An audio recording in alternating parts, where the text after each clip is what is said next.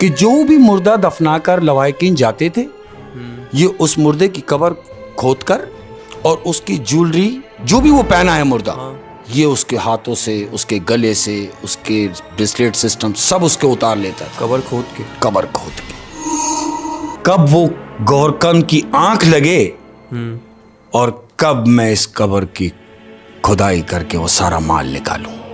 और जब कब्र खोदता है अहमद, तो कब्र में मुर्दा मौजूद नहीं है। कब्र के अंदर सुरंग और सुरंग के अंदर 10-12 रास्ते 10-12 रास्ते बने हुए हैं। अब ये सोच रहा है कि मुझे किस सिमत जाना है, तो इसे वो आवाज फिर आती है कि सुन, ये जो माल तू लेके जा रहा है, ये जिस तरह मेरे भी काम नहीं आया, इस तरह तेरे भी काम नहीं आएगा। मुझे फिर आवाज आती है, तुमने सुना नहीं? मैंने तुम्हें कहा कि यहां आओ। मैं उस आवाज की सिम पहुंचा हूं घने जंगल में, तो क्या देखता हूं कि एक 15 फीट का आदमी जो काली बुर्राख चादर ओढ़े हुए है, गोल चमकती हुई लाल आंखें, जला हुआ उसका चेहरा, ये उसको देखता है और फायर करता है। घबरा के फायर करते कि तुम मुझे आवाज देते हुए आ रहे हो, तो मैंने तुम्हारा मुंह बंद किया इसलिए कि कहीं तुम्हारी आवाज से वो तुम्हें भी ना देख ले, कि उस बला से जो हम बचे, ये हमारी कोई नेकी थी जो काम आ गई। अस्सलाम वालेकुम शेख साहब। वालेकुम अस्सलाम व रहमतुल्लाहि व बरकात। कैसे हैं अहमद? अल्लाह का शुक्र, मैं बिल्कुल ठीक हूँ। अच्छा, शुरू में ऐसा हुआ था कि जब मैं आपकी कहानियाँ सुनता था ना, तो मुझे कोई खौफ नहीं आता था, बल्कि मैं एंजॉय करता था ऑनेस्टली, अगर मैं आपको बताऊँ। लेकिन अब मुझे आपकी कहानियों से खौफ आने लगा है। ओह, यानी खौफ आने लगा है? खौफ आने लगा है। क्या बात है? वो कह रहा हूं मैं कि ये कब कहा था कि नज़ारों से खौफ आता है? ये कब कहा था कि नज़ारों से खौफ आता है? ये कब कहा था कि नज़ारों से खौफ आता है? मुझे अब चांद सितारों से खौफ आता है।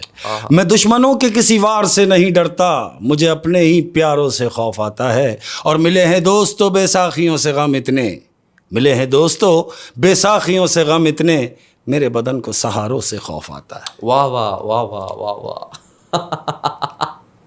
ये शेर जो आपने सुनाया है, तो मुझे ऐसा लगता है आप अपनों के बहुत सताए हुए हैं। अपनों के सताए हुए। एक बात और कह रहा हूं कि तुम मुझे मेरे अपनों से बचा लो, तुम मुझे मेरे अपनों से बचा लो, दुश्मन से तो मैं खुद निपट लूंगा। हाय हाय हाय हाय। हाँ जी, क्या स्टोरी आज आपके पास? क्या बात है अहमद, स्टोरी आज मेरे पास जो है, मेरी कोशिश ये है कि अच्छे से अच्छी हो। आज जो मैं स्टोरी सुनाने जा रहा हूँ, जर्मनी का एक शहर है बर्लिन। ये वहाँ की स्टोरी है, और ये उस जमाने की स्टोरी है कि जिस जमाने में हम और आप शायद पैदा भी नहीं हुए। इतनी पुरानी कहानी है। ये उस जमाने का जिक्र है कि जब लोग अपना मुर्दा दफनाते थे, नॉन मुस्लिम जब वो अपना मुर्दा दफनाते थे, तो उस मुर्दे को सजा के, सवार के, हीरे जवाहरात, अंगूठियां, पूरा उसको तैयार करके, जिसकी जितनी बिसात होती थी, वो उस बिसात से उस मुर्दे को तैयार करके दफनाते थे। बल्कि आज भी ऐसा रिलीजन मौजूद है जिसमें जो है मुर्दे को दफनाते वक्त उसकी क्या कहते हैं, प्रॉपर्टी, उसके जो है हीरे जवाहरात, उसकी ज्वेलरी जी, उस सोने की होती है, डायमंड्स की होती है, तो उसके साथ ही दफनाते, उसकी बिसात के हिसाब से। यानी अगर वो कोई अमीर कबीर है तो फिर उसका उतना ही सिस्टम, कोई गरीब है तो फिर उसका उतना ही सिस्टम, उस हिसाब से दफनाया जाता था। तो ये मैं उस जमाने की बात कर रहा हूँ। अब चूंकि कब्रिस्तान में दो लोग मौजूद होते हैं, एक गोरकन और दूसरा वो आदमी जो कब्रों पर पानी वानी डालता है। हाँ, ये दो बंदे तो हर कब्रिस्तान में मौजूद रहते हैं। तो इसी तरह जिस तरह हमारे मुस्लिम कब्रिस्तान में होते हैं, उसी तरह गैर मुस्लिम के जो कब्रिस्तान है वहां पर भी ये लोग मौजूद होते हैं। जी हाँ। तो ये कहानी है उस पानी डालने वाले की जो कब्रों पर पानी डालता है। अच्छा। जी हाँ। उसका क्या काम था कि जो भी मुर्दा दफनाकर लवाकिन जाते थे, ये उस मुर्दे की कब्र खोदकर और उसकी ज्वेलरी जो भी वो पहना है मुर्दा, ये उसके हाथों से, उसके गले से, उसके ब्रेसलेट सिस्टम सब उसके उतार लेता था। कब्र खोद के। लेकिन उसको पता कैसे लगता था? जो कब्रों में पानी डालता था, उसको पता कैसे लगता था कि ये मुर्दा जो है ये इतना मालदार है? शाबाश, उसको कैसे पता चल रहा है? उसको पता चल रहा है ऐसे कि जो वो मुर्दा नहला रहा है, मुर्दा खाने वाला, हाँ, वो उसको बताता था कि आज जो मुर्दा आ रहा है वो इतना मालदार है, आज जो आ रहा है वो जरा कम है, आज जो आ रहा है वो लैंडलॉर्ड है। ये उसको बताता था। ये इन दोनों की मिली भगत, ये उन दोनों की मिली भगत थी और गौरकन को इस बात का इल्म नहीं है। अच्छा, गोरकन इसमें शामिल नहीं? इसमें शामिल नहीं है। क्यों? कि वो जो काम कर रहा है वो गौरकन की उस वक्त की गैर मौजूदगी में कर रहा है। कब्र खोदना, जाना, निकालना, ये उस वक्त कर रहा है। फिर एक दिन क्या होता है कि वो जो पानी डालने वाला है, कब्र पर जो पानी डालता है, वो कब्र पर पानी डाल रहा है कि अचानक मुर्दे खाने वाला कब्रिस्तान आता है उसके पास, पानी वाले के पास, और उससे आकर कहता है कि आज तो तुम्हारी और मेरी लॉटरी लगने वाली है। वो कहता है क्यों भाई, खैरियत? कहता है आज शहर का सबसे अमीर कबीर आदमी मरा है। वो ज्वेलरी वुलरी होगी उसके पास? जाहिर है अमीर कबीर आदमी है, अगर वो मरा है तो फिर उसको उसी हिसाब से दफनाया जाएगा ना। डायमंड की अंगूठियां, बिल्कुल।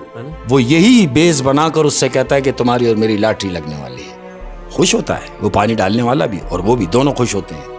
वो ये बोल के उसको चला जाता है। अब चूंकि इसको इंतजार है उस डेड बॉडी का जो आने वाली है, ये कब्रिस्तान में बैठा है और डेड बॉडी आती है अहमद, उसकी तदफीन होती है, ये वहां मौजूद है। ये कब्र नोट कर लेता है कि कौन सी है। ये वो कब्र के करीब खड़ा है और सब कुछ मंजर देख रहा है कि उसको जब दफनाया जा रहा है तो वो ज्वेलरी से लेस है, हीरे जवाहरात से लदा हुआ है। तमाम लोग वापसी जा रहे हैं, ये वहां खड़ा हुआ देख रहा है। इसने कब्र को नोट किया। अब ये अंदाजा कर रहा है कि कब वो गौरकन की आंख लगे और कब मैं इस कब्र की खुदाई करके वो सारा माल निकालूं। रात हो गई, गौरकन सो गया। ये कब्र की जानिब बढ़ता है, कब्र खोदता है, और जब कब्र खोदता है अहमद तो कब्र में मुर्दा मौजूद नहीं है, मुर्दा कब्र से गायब है। लेकिन वो तो दफना के गए थे, फिर मुर्दा कहाँ चला गया? बिल्कुल ऐसा ही है। उसके ज़हन में भी यही बात आई कि मेरे सामने तो दफनाया है। अब जब वो कब्र पे नजर मारता है तो कब्र में एक सुरंग बनी हुई है। अब चूंकि लालच है, मतलब वहां पे मुर्दा नहीं है और एक सुरंग बनी हुई है। एक सुरंग बनी हुई है। अब ये सोच रहा है कि यार मुर्दा तो मेरे सामने दफनाया है, कहीं ऐसा तो नहीं कि मुर्दा नीचे चला गया हो। सुरंग से डरते डरते कब्र में उतरता है। डर भी रहा है, लेकिन चूंकि लालच है ये सुरंग के अंदर दाखिल हो जाता है।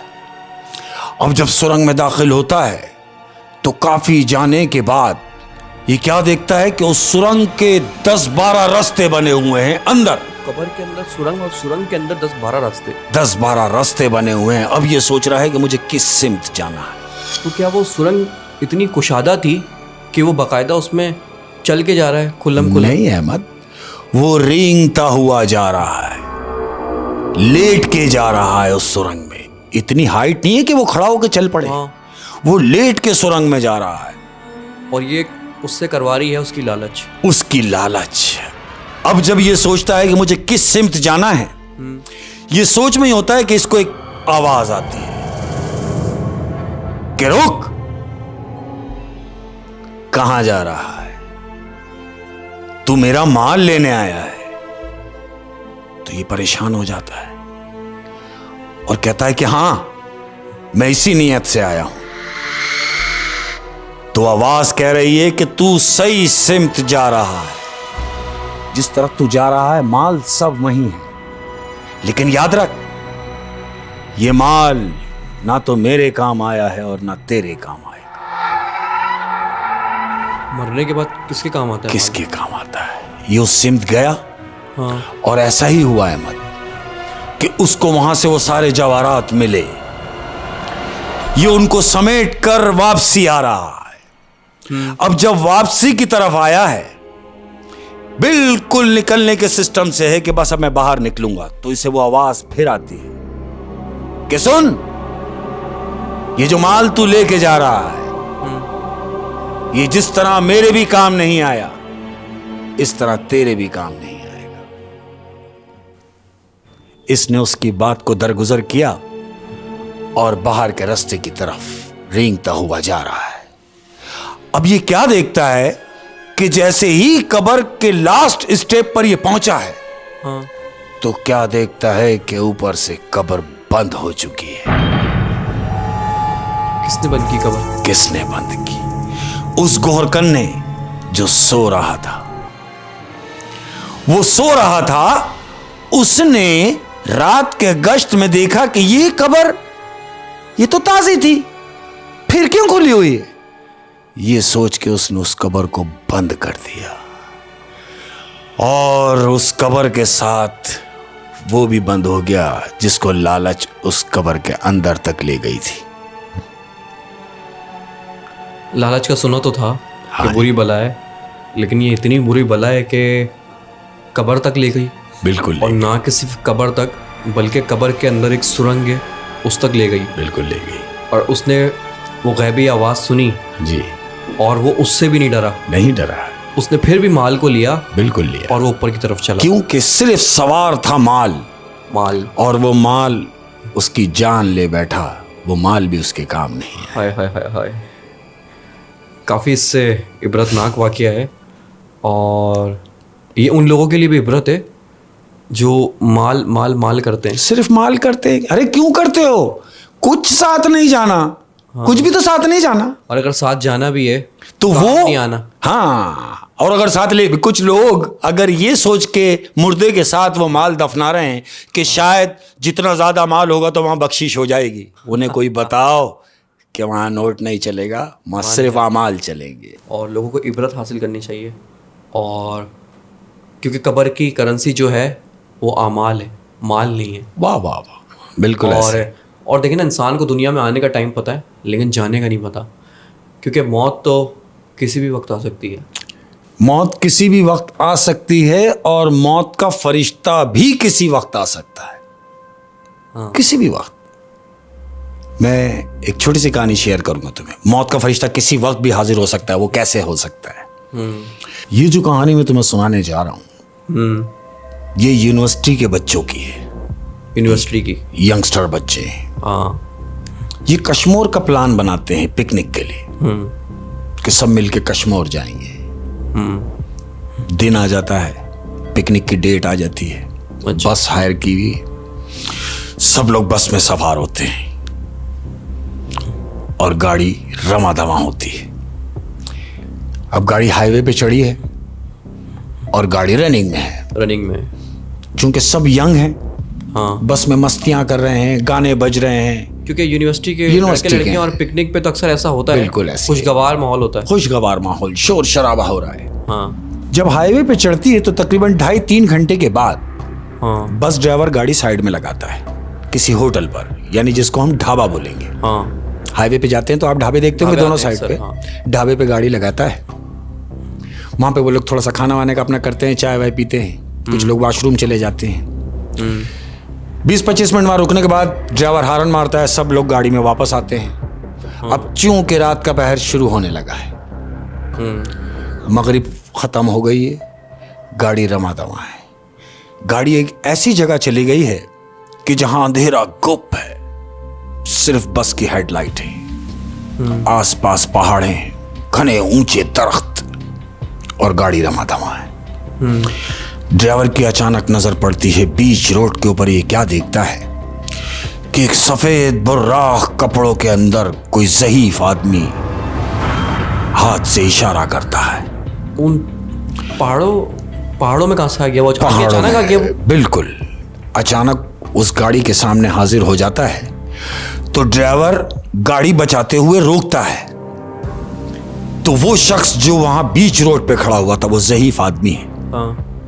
वो ड्राइवर साइड पर आता है। हाँ। और उससे कहता है कि आप आगे इस तरफ जा रहे हैं? ड्राइवर ने बोला हाँ। तो बोला मेरी गाड़ी खराब हो गई है, अगर मुनासिब समझें तो मुझे भी अपने साथ बिठा लें, थोड़ी ही दूर बाद मेरा गांव आएगा तो मैं उतर जाऊंगा। अच्छा। ड्राइवर सोचता है मैंने जाना तो उसी तरफ है, हाँ। क्यों ना बिठा लिया जाए। जबकि अंदर लड़के लड़कियां मना करते हैं कि नहीं नहीं किसी को बिठाओ नहीं, अच्छी बात नहीं है। लेकिन ड्राइवर इंसान आदमी, उसने बोला इंसानियत के नाते उसको बिठा लेता है। अब वो बूढ़ा शख्स बस में सवार होता है, एक कोने पे सीट में जाके बैठ जाता है। बस हस्बे दस्तूर रवा दवा है। अब चूंकि गाने इस कदर शोर में बज रहे हैं कि वो जो बूढ़ा शख्स है वो डिस्टर्ब हुआ। उसने एक नौजवान से कहा, सुनो बेटे, क्या ये गानों की आवाज कम हो सकती है? अब सारे बच्चे तो एक जैसे नहीं होते, उसमें कुछ बदतमीज भी होते हैं। तो जिस बच्चे से वो बड़े साहब मुखातिब हुए थे, वो बच्चा बदतमीज था। उसने रिप्लाई उनको बदतमीज अंदाज में किया कि गाने तो इतनी ही आवाज में बजेंगे, अगर आपको बैठना है तो बैठें, वरना मैं बस रुकवा दूंगा, अभी आपको यहीं उतार दूंगा।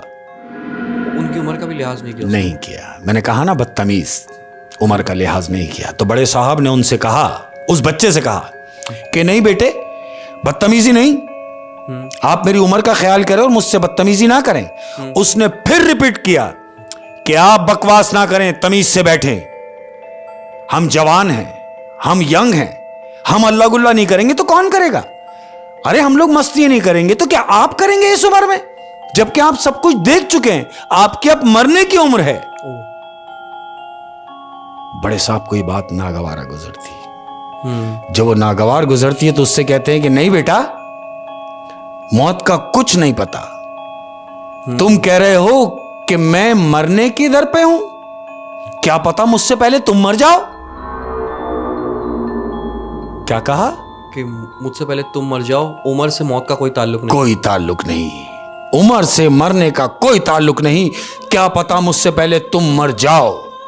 अब क्या होता है, ये बोल के बड़े मियां अपनी जगह पे वापस बैठ जाते हैं। अच्छा। आवाज गानों की कम नहीं हुई, नहीं कम हुई। थके हुए हैं सब बुरी तरीके से। ड्राइवर ने थोड़ी सी आवाज स्लो की है, उस आवाज स्लो करने से सबकी आंख लग जाती है। अहमद, गाड़ी में सारे स्टूडेंट सो रहे हैं, वो हल्ला गुल्ला करते करते सो गए, थक गए और सो रहे हैं, और गाड़ी रवा दवा है। अब अहले फजर का टाइम होता है। आंख खुलती है एक की, दूसरे की, तीसरे की, वो सब जागना शुरू हो जाते हैं। जब सब जाग जाते हैं तो वो क्या देखते हैं कि जो बच्चा, वो लड़का जो बड़े मियां से मुखातिब था, जो बदतमीजी कर रहा था, सब उठ गए और वो नहीं उठ रहा। सब उठ गए और वो नहीं उठा। अच्छा, वही लड़का जो बदतमीजी कर रहा था? बदतमीजी कर रहा था। अब उसके जो कुलीग थे, उसके जो दोस्त थे, हाँ, उन्होंने जाके उसको हिलाया। अब जब हिलाया तो वो गिरा, वो अपनी ही सीट पे गिरा, बेहोश हो गया था, मर गया था। अहमद, वो बच्चा मर चुका था। सब लोगों को बड़ी हैरत हुई कि ये तो ठीक ठाक था। हाँ। अचानक उस सीट पे नजर पड़ती है सबकी जहां वो बूढ़ा शख्स बैठा था। फिर वहां पर वो बूढ़ा शख्स नहीं था। इन सब बच्चों ने ड्राइवर से पूछा कि तुमने उस शख्स को कहां उतारा? ड्राइवर क्या कहता मालूम? हाँ, बोला, मैंने तो गाड़ी नहीं रोकी, मैं उतारूंगा कैसे? तो वो बूढ़ा शख्स मौत का फरिश्ता भी हो सकता है? कुछ नहीं पता। ऐसे एक अंदाजन, क्योंकि कहानी से मुझे यही लग रहा है। मैंने कहा ना कि हम देख नहीं सकते। हाँ, हमें क्या पता हमारे बराबर में कौन है। बिल्कुल ऐसे ही है, किसी भी रूप में, हाँ, कहीं भी मौत बरहक है। और उसकी बात पूरी हुई उस बुजुर्ग की कि क्या पता मुझसे पहले तुम चले जाओ। अरे वो तो लेने ही उसे आए थे। इससे ये भी सबक मिला कि मौत से उम्र का कोई ताल्लुक नहीं है। कोई नहीं ताल्लुक। क्योंकि मैंने अक्सर देखा है कि बूढ़े माँ बाप जवान औलाद का जनाजा उठा रहे होते हैं। बिल्कुल उठा रहे होते हैं। एक लड़का देखने गया, हाँ, अपने चाचा को, हाँ, उनको हार्ट अटैक हुआ था, वो हॉस्पिटल देखने गया, उनका बाईपास हुआ था। बताइए। और वो लड़का उनको दिलासा देकर आया कि कुछ नहीं होगा, आप ठीक हो जाएंगे। हाँ, लेकिन रास्ते में उस लड़के का एक्सीडेंट हो गया और वो मर गया। देखो मसलियत देखें आप मौला की, कि जो हार्ट पेशेंट है वो हॉस्पिटल में एडमिट है, वो जिंदा है। जो हट्टा कट्टा उन्हें देख के आ रहा था वो मर गया। वो तो मरीज को देखने आया था, मरना तो मरीज को चाहिए था, बिल्कुल। लेकिन वो जवान था हट्टा कट्टा, वो मर गया। अब आप देखें ना कि मौत से तो कोई बच ही नहीं सकता। बिल्कुल ऐसे ही है। और बिल्कुल इसी से मिलता जुलता एक वाकया मैं आपको सुना रहा हूँ। सुनाइए। एक शख्स है, अपने घर में रात में सोया हुआ है। हाँ जी। उसको ख्वाब आता है। अब ख्वाब क्या आया है उसको, कि उसको ख्वाब में मौत का फरिश्ता उसके ख्वाब में आया है और उससे कहता है कि सुनो, मैं 100 लोगों की रूह कब्ज करने आऊंगा और उन 100 लोगों के नाम की लिस्ट ये है। यानी जो 100 लोग मरने वाले हैं, उनके नाम की लिस्ट वो बोलता है ये है। अच्छा। ये अचानक हड़बड़ा के उठ जाता है। अब जब उठता है तो दिखता है इसके पास तो कोई भी नहीं, लेकिन वो लिस्ट मौजूद है 100 लोगों की। हाँ, लिस्ट रखी हुई है। लिस्ट रखी हुई है। अब जब ये लिस्ट उठा के देखता है तो क्या देखता है कि सबसे पहला नाम जो है अहमद, इसके पड़ोसी का है। सबसे पहला नाम इसके पड़ोसी का है।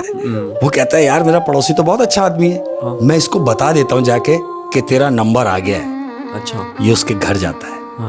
उससे जाके कहता है सुनो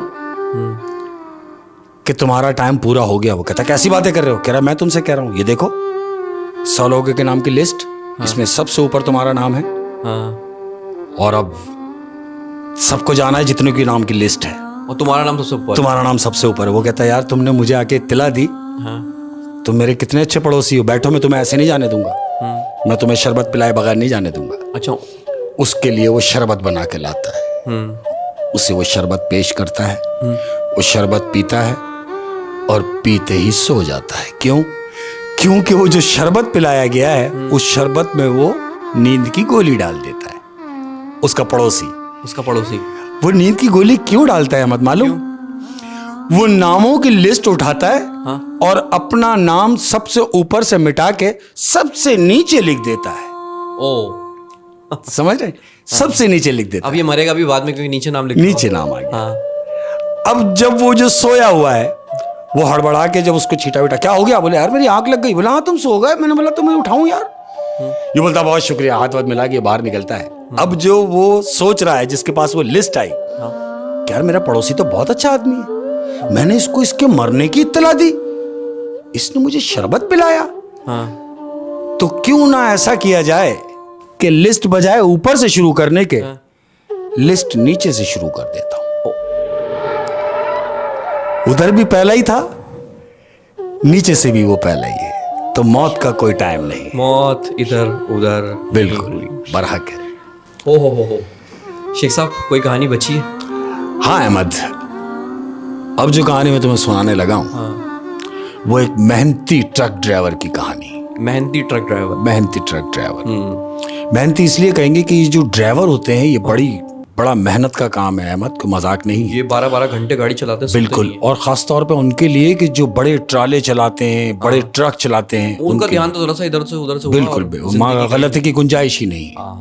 तो ये एक मेहनती ड्राइवर की कहानी मैं आपको सुनाने लगा हूं। अब चूंकि एक कंपनी से मुंसलिक था, ट्राला चलाता था, एक दिन उसको कॉल आती है कि आज जो आप माल लेके जाएंगे वो आज आपका रूट चेंज है, अलग ट्रैक से जाएंगे, यानी हाईवे पे चढ़ेंगे। और हाईवे पे चढ़ने के बाद उल्टे हाथ पे जब आप उतरेंगे तो सारा कच्चा शुरू हो जाएगा।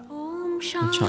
और जब कच्चा शुरू हो जाएगा तो इस बात को ध्यान में रखेंगे कि उस रास्ते में किसी भी किस्म का कोई भी हादसा खुदा ना खास्ता अगर होता है, आपने एक चीज को जहन में रखना है कि आपने गाड़ी नहीं रोकनी, गाड़ी चला के रखनी है। क्यों? कि वहां का तरीका वारदात कुछ ऐसा है। वो पूछता है क्या, तो जो फोन कर रहा है वो बताता है कि वहां पर तरीका वारदात ऐसा है कि वहां के जो मकामी हैं लोग, यानी जो लूट लेते हैं ट्रक को, वो क्या करते हैं अहमद कि वो अंडे ट्रक के शीशे पे मारते हैं। अब जब वो अंडा शीशे पे मारते हैं तो जाहिर है फिर वो वाइपर चलाएगा ड्राइवर। अब जब वो वाइपर चलेंगे तो वो अंडे की जर्दी से पूरा शीशा ब्लैक हो जाएगा। हाँ, वो वाइपर ऐसे करेंगे तो वो कुछ भी नजर नहीं आएगा और उनको वारदात में आसानी होगी। तो कुछ भी हो सकता है, तुमने गाड़ी रोकनी नहीं है। अच्छा। अब चूंकि ये सारी बातें उससे कर दी गई, उसको खौफ हुआ कि ये सब क्यों होने जा रहा है और ऐसा मुझसे ही क्यों कराने जा रहे हैं। बहरहाल क्योंकि सैलरी अच्छी थी, कंपनी अच्छी थी, मना नहीं कर सका, उसने हामी भर ली। वही हुआ। सेकंड डे वो ट्रक लेके निकला, हाईवे से निकला। अहमद, तुम्हें मालूम है कि जितने भी सफर करते हैं ये ट्राले ट्रक वगैरह, ये रात में करते हैं। रात में करते हैं। तो कंपनी उसको फैसिलिटीज देते हुए एक सिक्योरिटी गार्ड उसको देती है कि ये आप अपने साथ लेते हुए जाएं। वो ट्रक ड्राइवर के बराबर में सिक्योरिटी गार्ड बिठा देते हैं। ठीक है। ये निकला, हाईवे से कच्चे पे उतर गया। अब ये कच्चे पे जा रहा है। जब ये कच्चे पे चलता रहा, इसके दिमाग में वही बात चल रही है कि मुझे गाड़ी रोकनी नहीं है। डरा इतना दिया था, खौफ उसको तारी हुआ है कि कुछ भी हो जाए मैंने गाड़ी नहीं रोकनी, कुछ भी हो जाए, शीशे पे कुछ भी लगे, मैंने गाड़ी नहीं रोकनी। यही सोचता हुआ जा रहा है तो अचानक ट्रक डिसबैलेंस होता है। ये सोचता है यार कि ये क्या, इतने जंगल के अंदर मुझे ये गाड़ी खड़ी करना मुनासिब नहीं है। ये टाप लगा के रखता है, गाड़ी रोकता नहीं, गाड़ी भगा के रखता है। क्या देखता है कि अचानक इसके शीशे पर आकर एक शॉपर लगता है, दम। इसके जहन में वो अंडा आ जाता है कि कहीं ऐसा तो नहीं कि ये वही अंडा मारा गया हो और मैं वाइपर चलाऊं तो सब खत्म हो जाए। ये गाड़ी नहीं रोकता है मत, ये मजीद भगा रहा है। थोड़े गैप के बाद उसको दूसरा शॉपर उसके शीशे पे लगता है, दम। तो वो जो शॉपर भरे हुए हैं वो पानी के भरे हुए शॉपर हैं जो न जाने कहां से आके इसके शीशे पे लग रहे हैं, फ्रंट शीशे पे। जब किसी ने शॉपर मारे तो इसको नजर नहीं आया कि कौन कुछ भी नहीं है, इर्द गिर्द कुछ भी नहीं है। ये सिर्फ इसको ये महसूस किया है कि जो शॉपर आके शीशे पे लगे हैं ये सिर्फ पानी के भरे हुए शॉपर थे। लेकिन ये गाड़ी नहीं रोकता, गाड़ी पट के रखता है।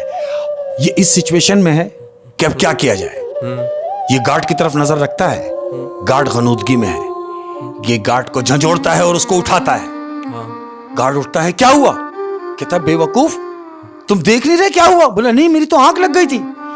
क्या देखता है कि पीछे से हेडलाइट इसको डिम्पर मार रही है। अब गार्ड भी उठ गया, गार्ड भी उठा हुआ है। गाड़ी के डिम्पर इसको महसूस हो रहे हैं कि मुझे पीछे वाली गाड़ी डिम्पर मार रही है। अब इसको ये खौफ तारी है कहीं ऐसा तो नहीं कि ये वही लूटने वाले हों। ये मजीद गाड़ी भगा रहा है। पीछे वाली गाड़ी जो आ रही है वो इससे तेज इसके बराबर में आ जाती है। अब जब इसके बराबर में वो गाड़ी लगती है तो उस गाड़ी का ड्राइवर इसको इशारा करता है कि शीशा नीचे उतारो। ट्रक ड्राइवर को वो अपना शीशा नीचे करता है तो वो गाड़ी वाला ड्राइवर से बोलता है कि कुछ भी हो जाए गाड़ी नहीं रोकना। इशारे से बोलता है बस भगा के रखो। अच्छा, वो इसके मतलब इसके फेवर में था। इसके फेवर में था। फेवर में था। वो यही सोच रहा था कि मुझे लूटने आया, लेकिन ऐसा नहीं हुआ। वो इसके फेवर में था कि तुम गाड़ी रोकना नहीं। वो ये बोल के और सीधा पड़ गया, वो निकल गया। अच्छा, इसने भी हस्बे मामूल गाड़ी पीछे ही रखी, उसके भी पीछे, ये भी भगाता रहा। अब जब वो गाड़ी नजरों से ओझल हो गई जो इसको बता के गया है, घना जंगल है, ट्रक डिसबैलेंस हो रहा है। इसको ये महसूस हुआ कि शायद टायर की हवा कम हो गई है, या मे बी कि टायर खुदा ना खास्ता इस घने जंगल में पंचर हो गया है। सामने वाली गाड़ी नजरों से ओझल हो गई। जब सामने वाली गाड़ी नजर नहीं आती तो ये सोचता है कि मैं और स्पीड दूं। जब ये स्पीड देता है तो क्या महसूस करता है कि ट्रक भाग नहीं रहा है अहमद, ट्रक भारी होता जा रहा है। वो ट्रक वजनी महसूस हो रहा है कि ऐसा लग रहा है कि जैसे ट्रक पे इससे डबल तिबल लोड रख दिया गया हो। वो गार्ड को देखता है और कहता है मुझे ऐसा महसूस हो रहा है कि या तो पंचर है या हवा कम हो गई है। तो गार्ड उसको बोलता है कि ठीक है, अगर ऐसा महसूस कर रहे हो तो फिर गाड़ी साइड में लगाओ। वो कहता है इतने घने जंगल में? कहता है जब ऐसा है तो तुम गाड़ी साइड में लगाओ। अगर खुदा ना खास्ता पंचर हो गया तो हम जंगल में कैसे पंचर लगाएंगे? ड्राइवर की बात समझ में आई, उसने गाड़ी साइड में लगाई और गार्ड से कहता है ठीक है, तुम उतर के गाड़ी के व्हील चेक करो। गार्ड उतरता है डरते हुए घने जंगल में, नीचे उतरता है, अगले व्हील चेक करता है। ड्राइवर ने देखा कि उसने अगले व्हील चेक किए। अब वो पिछले व्हील चेक करने के लिए जा रहा है तो ड्राइवर ने उसको साइड ग्लास में देखा कि हाँ ये व्हील चेक करने जा रहा है। वो गया तो है अहमद, न जाने कहां गया। वो शीशे से उसको देख तो रहा था। देख रहा था, वो गया जरूर है। हाँ। लेकिन काफी देर हो गई, वो वापस नहीं आया। वो ट्रक का हॉर्न बजाता है। हाँ। 1 दफा 2 दफा, लेकिन कोई रिप्लाई नहीं हुआ ड्राइवर को कि गार्ड को मैंने भेजा है, वो तो वापस ही नहीं आया। ये डरते हुए नीचे उतरता है। नीचे उतर के सीधा पिछले व्हील की तरफ जा रहा है। अब जब पिछले व्हील की तरफ ये पहुंचता है, वहां देखता है कि वो गार्ड मौजूद नहीं है अहमद। कौन गया? अब जब वो गार्ड मौजूद नहीं है, घने जंगल में इसको एक चीखने की आवाज आती है। जब इसको चीख की आवाज आती है तो ये डर के वापस ड्राइवर साइड की तरफ भागता है। इसको फिर ख्याल आता है कि कहीं ऐसा तो नहीं कि गार्ड को किसी जंगली जानवर ने घेर लिया हो। ये सोच के ये रुकता है। फिर क्या सुनता है कि एक फायर की आवाज आती है। जब फायर की आवाज आती है तो इसको यह महसूस होता है कि हां, रिवॉल्वर तो था गार्ड के पास। मुझे लगता है कि शायद गार्ड ने उस जानवर को गोली मार दी। यह सोच के वो उस आवाज की सिमत जाता है। घने जंगल में हिम्मत करके अब ये उस तरफ जा रहा है जहां से वो चीख की आवाज आई थी। अच्छा। काफी दूर जाने के बाद उसको वहां कुछ दिखाई नहीं देता। ये सोचता है कि गार्ड कहां गया। अचानक पीछे से एक हाथ आता है जो इसके मुंह पर आता है, धप, और इससे बोलता है, श्श्श, खामोश, मैं वही गार्ड हूं और तुम फौरन यहां से निकलो क्योंकि कोई हमारा पीछा कर रहा। ये दोनों ट्रक में बैठते हैं अहमद और वहां से भागते हैं। अब जब ये वहां से भागते हैं, ये दोनों आके गाड़ी में बैठते हैं। हाँ। अब जब गाड़ी में बैठते हैं तो ड्राइवर ने सलफ मारा और ट्रक भगाया। अब उसने ये देखा कि ड्राइवर की सांस फूल रही है। वो इस कंडीशन में नहीं है कि वो कुछ बता सके। हाँ। और ये खुद भी बहुत डरा हुआ था। ये खुद भी दोनों डरे हुए हैं। हाँ। तो ड्राइवर ने बेहतर ये समझा कि अभी इससे कुछ पूछना बेकार है, बजाय इसके कि कुछ पूछा जाए, यहां से निकला जाए। हाँ। 2.5-3 घंटे की ड्राइव होती है अहमद। वो रात ड्राइव में 2.5-3 घंटे वो मंड के जंगल में गुजर रहा है। क्या देखता है 3 घंटे के बाद कि कहीं उसको रोशनी नजर आती है। वो रोशनी की सिमत जाता है तो वो पेट्रोल पंप है। अच्छा। वो जब पेट्रोल पंप पे ट्रक को लगाता है और गार्ड से पूछता है कि होश में आओ। गार्ड कहता है हाँ मैं होश में हूं। तो कहता है अब मुझे बताओ कि तुमने वहां क्या देखा। वो कहता है कि काश मैं तुम्हें बता सकता, लेकिन जो मैंने देखा वो तुम देख नहीं सकते थे। क्या देखा था उसने? मैंने वहां क्या देखा, यही ड्राइवर ने उससे पूछा कि तुमने जो देखा वो मुझे बताओ। हाँ। तो कहा कि जब मैं पिछला टायर चेक करने के लिए गया, हाँ। तो मुझे एक आवाज आई। आवाज कह रही है कि यहां आओ। उसको अपने पास बुला रही। अपने पास बुला रही है। मैंने जंगल में इर्द गिर्द देखा तो कोई भी नहीं था। मैं फिर टायर चेक करने में लग गया। मुझे फिर आवाज आती है, तुमने सुना नहीं? मैंने तुम्हें कहा कि यहां आओ। ये उठता है। जैसे ही मैं उस आवाज की सिमत गया, मैं उस आवाज की सिमत पहुंचा हूं घने जंगल में, तो क्या देखता हूं कि एक 15 फीट का आदमी जो काली बुर्राख चादर ओढ़े हुए है, गोल चमकती हुई लाल आंखें, जला हुआ उसका चेहरा, ये उसको देखता है और फायर करता है।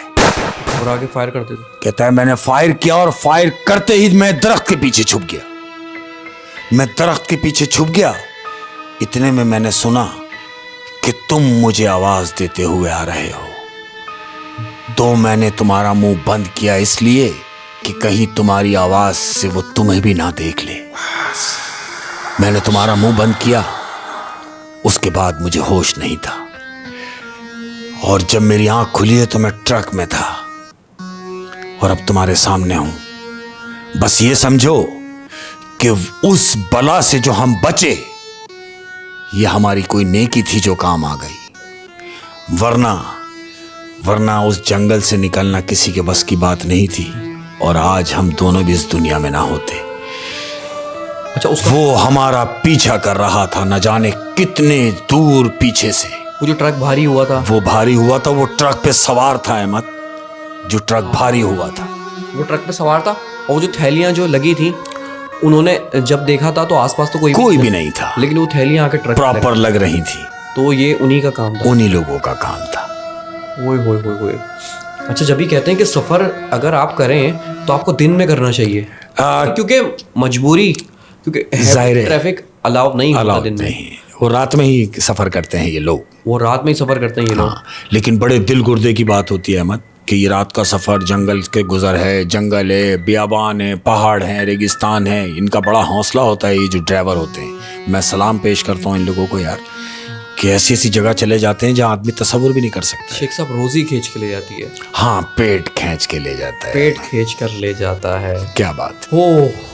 तो शेख साहब, ये कहानी ख़त्म हुई है ना, आज की तीनों कहानियाँ कंप्लीट हो गई हैं, और जब इन कहानियों का डर मेरे दिल से निकल जाएगा, हाँ, तो फिर हम और कहानियाँ सुनेंगे इंशाल्लाह, है ना। पहले मुझे अकेले घर में रहने से डर नहीं लगता था, लेकिन आपकी कहानियाँ सुनने के बाद मुझे अकेले घर में रहने में, अल्लाह तुम्हारा मुहाफिज है, अल्लाह सबका मुहाफिज है।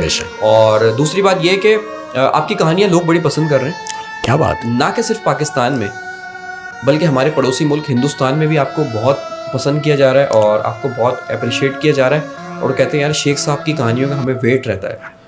तो कैमरा आपके सामने है, पाकिस्तान की ऑडियंस और इंडिया की ऑडियंस का आप शुक्रिया किस तरह अदा करेंगे? मैं बहुत बहुत शुक्रिया, और बड़ा प्यार मौला करीम आपको सेहतियाबी दे, जितने भी लोग प्यार करने वाले हैं ख़ास तौर पे इंडिया से, तो मेरा बहुत बहुत सलाम और थैंक यू जो आप लोगों ने प्यार दिया, बहुत शुक्रिया, थैंक यू। और आप लोगों की मोहब्बत ही होती है जो आर्टिस्ट को बनाती है, और ये है कि बस और कहानियों का वेट घर में बोला नहीं जा रहा हूँ, डर लग रहा है अभी थोड़ा सा ना। अल्लाह हाफ़िज़।